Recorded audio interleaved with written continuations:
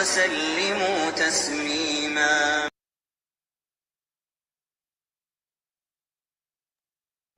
السلام علیکم ورحمۃ اللہ وبرکاتہ۔ اعوذ باللہ من الشیطان الرجیم، بسم اللہ الرحمن الرحیم۔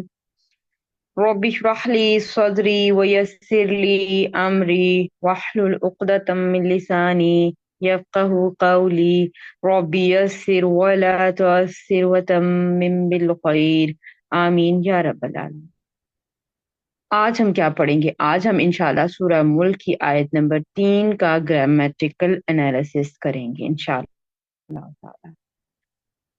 سورہ ملک کی آیت نمبر 1 اور 2 الحمدللہ ہم کور کر چکے ہیں، جس میں ہم نے سیکھا کائنات کس نے بنائی، تمام تر اختیارات کس کے پاس ہیں، اللہ سبحانہ تعالیٰ کے پاس ہیں۔ پھر ہم نے دیکھا کہ انسان کے پیدا ہونے کا مقصد کیا ہے۔ انسان کے پیدا ہونے کا مقصد، اس کو مہلت دی گئی ہے، امتحان کا وقت دیا گیا ہے۔ جیسے ہم عام زندگی کے امتحانات میں حصہ لیتے ہیں تو ہمارے لیے ایک مخصوص ٹائم پیریڈ ہوتا ہے جس کے اندر ہمیں اپنے جو پیپر ہوتا ہے اس کو ہمیں کمپلیٹ کرنا ہوتا ہے۔ تو اسی طرح سے ہمیں ایک ٹائم پیریڈ دیا گیا ہے جسے ہم زندگی کا نام دیتے ہیں، جس کے اندر ہمیں اپنے کیا کام کرنا ہے کامیاب ہونے کے لیے، یعنی کہ اپنا ٹیسٹ سالو کرنے کے لیے ہمیں کیا کرنا ہے، وہ نصاب بھی ہمیں دے دیا ہے، صحیح اور غلط بھی بتا دیا ہے۔ تو اب ہم نے دیکھ لیا تھا آیت نمبر 2 میں کہ ہماری کامیابی کا کیا ذریعہ ہوگا، یعنی کہ ہم اگر اچھے عمل کریں گے تو ہی ہم کامیاب ہوں گے، ٹھیک ہے۔ تو الحمدللہ ہم یہ سب دیکھ چکے ہیں۔ تو ہم نے یہ بھی دیکھ لیا تھا کہ آیت نمبر 1 میں تبارک کا فعل جملہ فعلیہ بن رہا تھا، اور آگے فاعل جو ہے وہ آیت نمبر 1 میں موجود الذی بیدہ الملک وہو علی کل شیء قدیر، اور ساتھ میں جو دوسری آیت میں استعمال ہوا ہے الذی، یہ پوری آیت، ٹھیک ہے، یہ ساری مل کر فاعل بنی تھی تبارک کا فعل کے لیے، اور یوں آیت نمبر 1 اور 2 پر مشتمل ہم نے دیکھا تھا کہ ایک جملہ فعلیہ بنا تھا جس کا مطلب یہ تھا کہ وہ بڑی باور کا ذات ہے۔ کون سی ذات؟ جس کے اختیار میں ہے ساری چیزیں، ٹھیک ہے، جس نے پیدا کیا ہے موت اور زندگی کو۔ کیوں پیدا کیا ہے؟ تاکہ وہ آزمائے کہ تم میں سے کون ہے جو بہتر عمل کرے گا، اور وہ غالب ہے، وہ بخشنے والا ہے۔ تو الحمدللہ یہ چیزیں ہم دیکھ چکے ہیں۔ آج ہم انشاءاللہ دیکھیں گے آیت نمبر 3 جو کہ شروع ہو رہی ہے الذی کے ساتھ ہی۔ تو جس طرح سے ہم نے آیت نمبر 2 کو پہلی آیت کے ساتھ جوڑا تھا، سیم اسی پیٹرن پر آیت نمبر 3 کو بھی ہم دیکھتے ہیں کہ اب ہم کیسے جوڑیں گے، ٹھیک ہے۔ تو الذی کیا ہے؟ اس میں موصول ہے، واحد مذکر کا صیغہ ہے، اور آگے جو ہے وہ اس کا صلۃ الموصول جملہ فعلیہ کی صورت میں آ رہا ہے۔ کیسے پتہ چلا کہ جملہ فعلیہ کی صورت میں آ رہا ہے؟ کیونکہ ہم نے پڑھا ہوا ہے کہ اگر کوئی جملہ شروع ہو رہا ہو فعل کے ساتھ تو وہ جملہ فعلیہ ہوگا، اور اگر وہ اسم سے شروع ہو رہا ہوگا تو وہ جملہ اسمیہ ہوگا۔ تو یہاں پر فعل سے سٹارٹ ہو رہا ہے تو یہ جملہ فعلیہ ہے کہ خلقہ فعل ہے، خالم قاف حروف ماضی فعل ماضی واحد مذکر غائب کا صیغہ ہے۔ فاعل اگر آگے آپ کو مرفوع فارم میں کوئی اسم نظر آتا تو ہم اس کا فاعل بنا لیتے، کیونکہ پہلا اور چوتھے صیغے میں فاعل ظاہر ہو سکتا ہے، لیکن چونکہ ہمیں یہاں پر آگے کوئی بھی مرفوع فارم میں اسم نظر نہیں آ رہا تو ہم نے اس کے اندر سے جو ضمیر ہے، ضمیر جو چھپی ہوئی ہے اس کو نکالا ہم نے ایز اے فاعل، لائک ہم نے کہا کہ ہوا اس میں سے فاعل ہے، ٹھیک ہے۔ اور اس کے بعد آ جائے گا اس کا مفعول، کیونکہ جملہ فعلیہ ہے تو 3 چیزوں کی ضرورت ہوتی ہے۔ جملہ فعلیہ میں مفعول بھی ریکوائرڈ ہو سکتا ہے۔ تو یہاں پر آگے دیکھیں سبع سماوات طباقا، یہ سارے اسماء جو ہے وہ آپ کو منصوب فارم میں نظر آنے، تو اس کو ہم مفعول بنائیں گے۔ تو مفعول کس فارم میں آیا ہے وہ انشاءاللہ دیکھ لیتے ہیں۔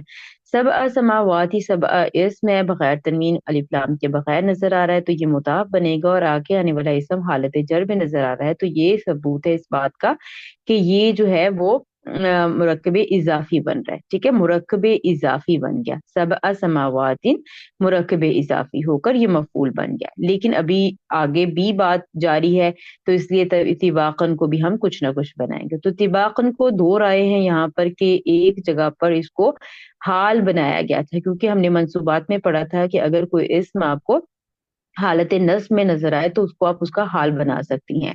ठीक है, तो आप ये सबआ का हाल बना देंगी। दूसरी राय ये है कि ये सबआ की सिफत है। ठीक है, सिफत है। अब दोनों तरह से मैं आपका तर्जुमा आपके सामने रख देती हूँ, दोनों ही पैटर्न से। बहरहाल ये सबआ समावातिन तिबाकन, ये सारा मिलकर मफूल बनेगा खलका फेल का।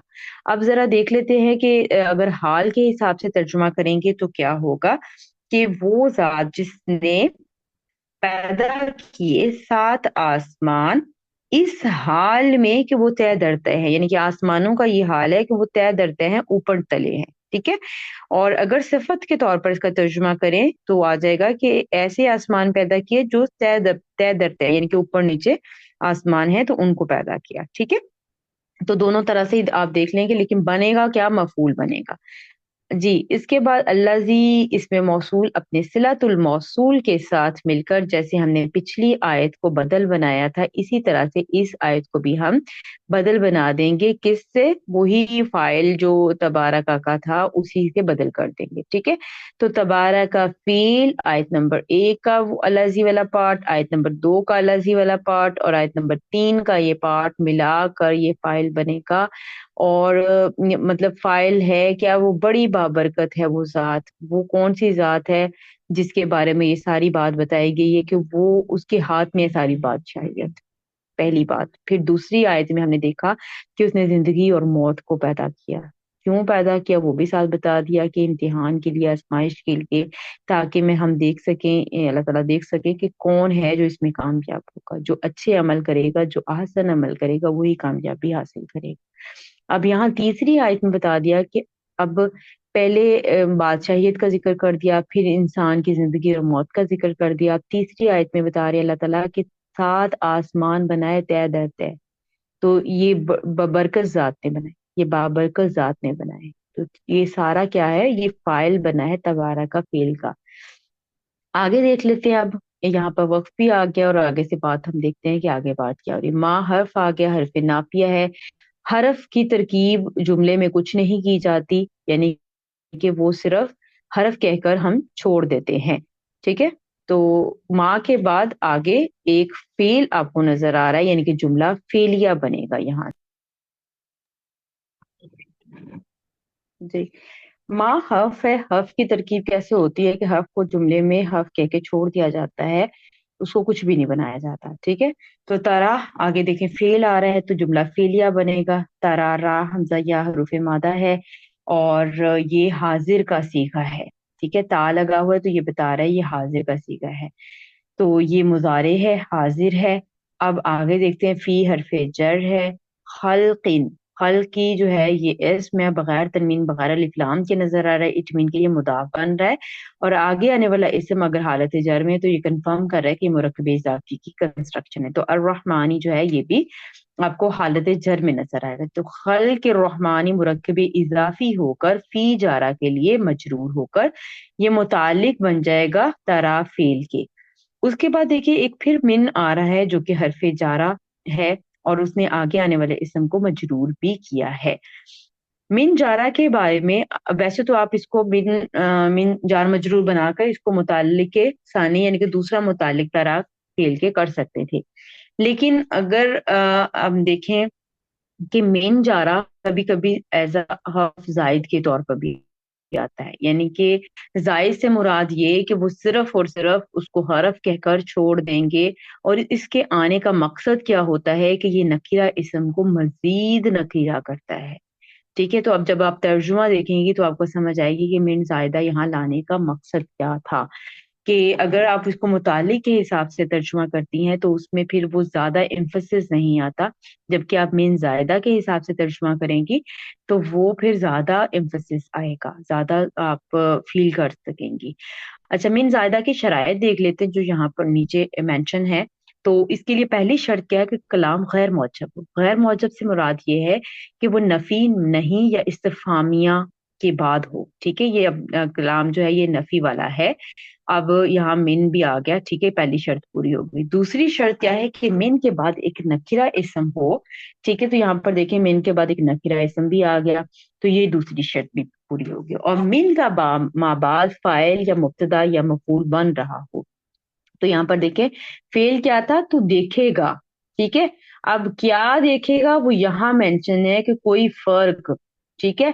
अब ये जो है वो क्या था, ये मफूल था, बेसिकली ये मफूल था, लेकिन मफूल में किसी भी किस्म का कोई फर्क, ये बात तर्जुमे में लाने के लिए इस मिन जायदा का एडिशन हुआ है। मिन जायदा, अब यहाँ पर अल्लाह ताला ने मतलब जिस तरह से इसको लेकर आए हैं, और इस तरह जिस तरह ग्रामर वालों ने इसके मुताबिक रूल फिट किया है कि तफावुत जो है वो महल्लन मंसूब है, लेकिन मिन जारा ने इसको मजरूर कर दिया। आपको ये बात समझ आती है तो ठीक है, अदरवाइज आप बस इसको मफूल के तौर पर ही ले लें, ठीक है। तो बहरहाल मिन जायदा के बारे में ये है कि ये तर्जुमे में आप जो नकीरा इसम आगे आ रहा होता है उसको मजीद नकीरा करने के लिए ये मिन जायदा आता है। तो तरा फेल, ठीक है, फी खल्क रहमानी मुतालिक, और तफावुत मफूल, मफूल भी कह सकती हैं आप इसको, मुतालिक भी कह सकती हैं, ठीक है। तो इसके साथ मिलकर ये जुमला फेलिया हो गया, और ये नाफिया जुमला हो गया, और तर्जुमा क्या होगा कि ना तू देखेगा रहमान की तख्लीक में कोई भी किसी किस्म का फर्क। तो ये जो कोई भी किसी किस्म का फर्क है ना, वो ये मिन जायदा इसका तर्जुमा कर रहा है, ठीक है। तो ये एक जुमला फेलिया मुकम्मल हो गया। अच्छा, यहाँ पर अब फा के बारे में भी इख्तलाफ है। फा एक हर्फ है, ठीक है। ये हर्फ कभी ये इस्तिफामिया भी आता है, फा कभी सबबिया भी आता है, फा कभी जो है वो जजाइया भी आता है, यानी कि जवाब शर्त पर भी फा दाखिल होता है। और फा जो है वो कभी कभी हरूफ आतिफा के तौर पर भी आता है। तो अभी चूंकि बेसिक में हमने सिर्फ हरूफ आतिफा के बारे में पढ़ा है, तो लेकिन अभी यहाँ पर ये फा जो है जजाइया के तौर पर आया है, सिर्फ आप लोग सुन लें, ठीक है। कैसे पता चला जजाइया के तौर पर आया है, तो यहाँ पर देखें, तर्जुमे का आप अभी सहारा ले कि आप ना देखेंगे रहमान की तख्लीक में कोई भी किसी किस्म का फर्क। फिर यहाँ पर बात यह है, एक शर्त यहाँ पर माजूफ थी, माजूफ मतलब हाइड हुई हुई है, कि अगर फिर भी आपको कोई शक है, अगर आपको कोई शक है, यानी कि आपके जहन में कोई शक है, तो फिर आप क्या करें, फिर आप अपनी निगाह लौटाएं, ठीक है। आप देखें, आप अपनी निगाह को लौटाएं, ठीक है। तो इरजिया फेल अम्र है, और यहाँ पर ये जो जेर है ये आगे अलिफ लाम वाला इसम है, ये मिलाने के लिए लगाई जाती है, यानी कि ये आर्जी कसरा है। जब दो अस्मा दो कलिमात इस तरह से जमा हों कि आखिरी जो पहला कलिमा है उसका आखिरी हरफ साकिन हो, और दूसरे कलिमा का पहला हरफ अलिफ लाम वाला हो, तो उसको मिलाते हुए आप कसरा लगाती हैं, और ये फेल अम्र है, यानी कि इरजिअ था, आइन साकिन था, आगे मिलाने के लिए जेर लगाई गई है। तो इरजिअ फेल, ठीक है। अंता फाइल, फेल अम्र है, ऑब्वियसली हाजिर के सीगों से बना है मुजारे के, तो ये अंता की फाइल इसमें से आएगी। और अल बसर मंसूब फॉर्म में नजर आ रहा है, इट मीन कि ये मफूल है। फेल, फाइल और मफूल मिलकर ये जुमला फेलिया होकर ये जवाब शर्त बन जाएगा। इसकी शर्त जैसे मैंने जिक्र की कि यहाँ पर महसूफ है कि अगर शक है तो फिर आप निगाह लौटाइए, यानी कि देखिए फिर, ठीक है। हल हरफे इस्तिफाम में है, हर्फ जब भी आएगा जुमले में वो कुछ नहीं बनेगा, तो वो सिर्फ और सिर्फ उसको हर्फ कहकर उसका तर्जुमा इस्तिफामिया किया जाएगा, ठीक है। तो यहाँ पर देखिए, तरा फेल जुमला फेलिया बनेगा, तरा फेल रा हमजा या हरूफ मादा, और वही सीगा है जो पहले हम देख चुके हैं, यानी कि फेल मुजारे का हाजिर का सीगा है। तो अंता इसमें से फाइल आ जाएगा, और मिन हरफे जर है, फुतूर नकिरा इस समय सेम उसी पैटर्न पर है जैसे मिन तफावुत था। तो ये भी मिन जायदा है। कैसे पता चला, क्योंकि हमने कहा था कि कलाम नफी का हो या इस्तिफामिया हो, तो पहले पार्ट में नफी वाला कलाम आया था और दूसरे पार्ट में इस्तिफामिया कलाम आया हुआ है। तो कलाम इस्तिफामिया पहली शर्त पूरी हो गई। दूसरी शर्त जब हमने देखा कि मिन के बाद जो नकिरा इसम आ रहा है, ये दूसरी शर्त पूरी हो गई, और तीसरी शर्त भी पूरी हो रही है कि ये मफूल बन रहा है तराफेल का, सेम इसी पैटर्न पर जैसे तफावुत बना था।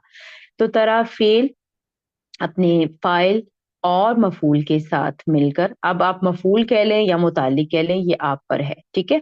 दोनों आरा किताबों में मौजूद हैं।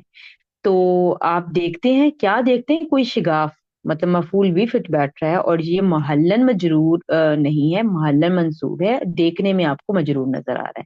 लेकिन अभी आप अपनी आसानी के लिए इसको मुतालिक भी कह सकती हैं। तो तरा फेल, अंता फाइल और मफूल के साथ मिलकर ये जुमला फेलिया हो गया। तो यहाँ पर ये देखें, एक जुमला फेलिया नाफिया था और दूसरा जुमला फेलिया इस्तिफामिया है। तो कहा क्या जा रहा है कि जिसने सात आसमान बनाए तय दर तय, तो अल्लाह की तख्लीक में कोई फर्क ना देखेगा, यानी कि आप अल्लाह की तख्लीक में कोई फर्क ना देखेंगे।